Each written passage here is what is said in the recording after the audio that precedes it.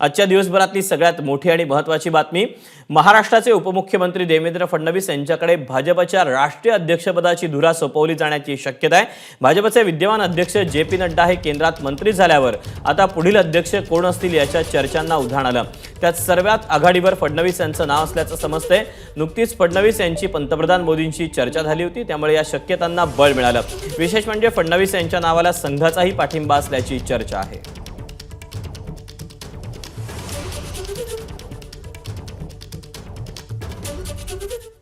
दरम्यान फडणवीस यांच्याकडे धुरा थेट सोपवली जाईल की आणखी काही पर्याय आहेत, आपण जाणून घेऊया ग्राफिक्सच्या माध्यमातून।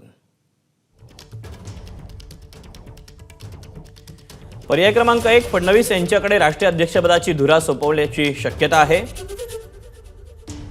पर्याय क्रमांक 2, अधिक कार्यकारी अध्यक्ष करून उपमुख्यमंत्रीपदी कायम ठेवणार आणि निवडणुकीनंतर पूर्णवेळ राष्ट्रीय अध्यक्ष करण्याची शक्यता आहे।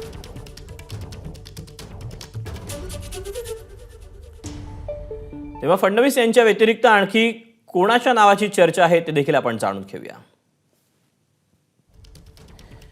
देवेंद्र फडणवीस उपमुख्यमंत्री महाराष्ट्राचे यांच्यासह भूपेंद्र यादव केंद्रीय पर्यावरण मंत्री आणि धर्मेंद्र प्रधान केंद्रीय शिक्षण मंत्री यांच्या नावाची सध्या चर्चा आहे।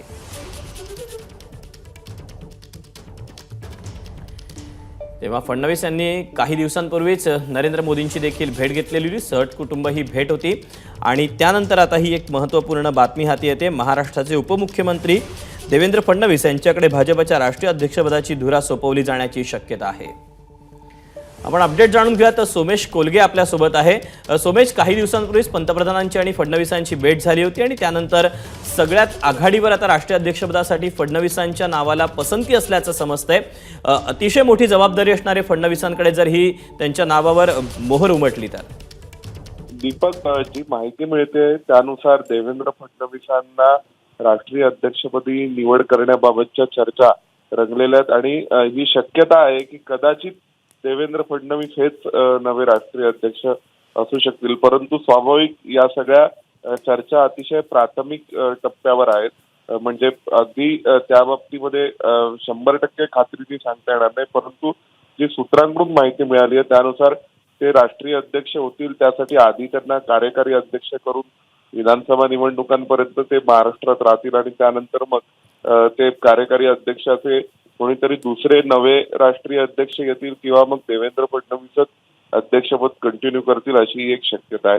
त्यामुळे सध्या या सगळ्या शक्यता आहेत, परंतु अतिशय मोठं आणि म्हणजे या सगळ्या घडामोडींना कलाटणी देणारी अशी बातमी ठरू शकते जर या शक्यता खऱ्या ठरल्या तर। दीपक, नक्कीच, त्यामुळे काय होतंय पाहणं उत्सुकतेचं असणार आहे। सोमेश, धन्यवाद दिलेल्या सविस्तर माहितीबद्दल। एबीपी माझा, उघडा डोळे बघा नीट।